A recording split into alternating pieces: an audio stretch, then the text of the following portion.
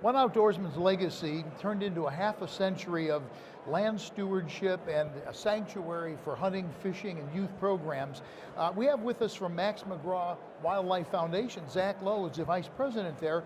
Tell us about the program that you have. You're working with universities. You're actually trying to get more people involved in teaching the value of all of this. Yeah, thank you, David, for having me. So the Conservation Leaders for Tomorrow program is a week-long professional development program directed towards current and future leadership of natural resource agencies, but increasingly also our hunting and shooting sports profession as well. So for a variety of reasons, the people that move into leadership positions today don't necessarily come to the field with a hunting or fishing background or an awareness of the shooting sports. They've had no personal, meaningful exposure to that. So what we do is we try to find the leaders among them, and we give them a scholarship to attend one of our week-long trainings.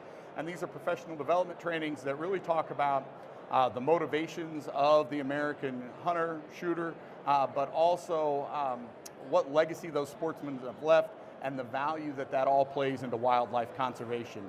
We want them to walk away understanding why it's an important constituency and being able to better communicate to that constituency in hopes that our resources are managed better in the future. This was all started by one man who was an outdoorsman, McGraw, right? Yeah, absolutely. So Max was a many-faceted person, an incredibly interesting man. He started from industry like so many of our benefactors did, but deep kind of in his fiber was an appreciation and a love for the outdoors. And uniquely enough, when he began the foundation in the mid-50s, that's when wildlife was really still struggling to recover. And his greatest concern was that with that loss of wildlife to be hunted, that it would cease to be relevant to the American public. So he created the McGraw Wildlife Foundation to ensure that the future heritage of hunting, the outdoors, and angling had a place to thrive, and that meaningful programs would be elevated forward. With universities the way they are these days, are you having much success in getting programs into that? Yeah, the universities are a challenging thing in that they're not what they once were. So universities really don't prepare our natural resource graduates to step directly into the traditional nuts and bolts biology roles they once did.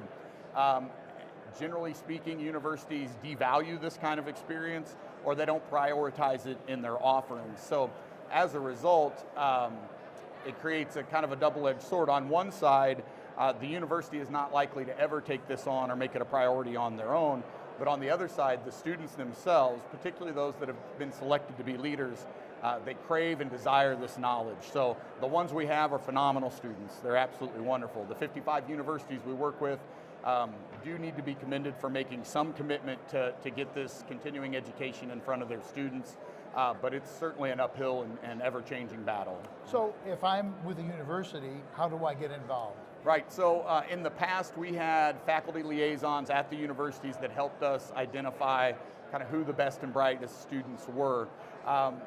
Anymore, we're looking at more of an open national scholarship program perhaps, in which any of the best and brightest could be identified to attend.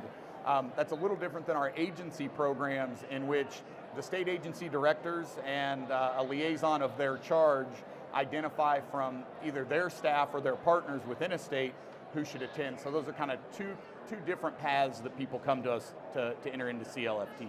So. Well, Zach, I really appreciate you being on the show. It's Zach Lowe with the McGraw Wildlife Foundation. And for SHOT Show TV, I'm David Lomardo.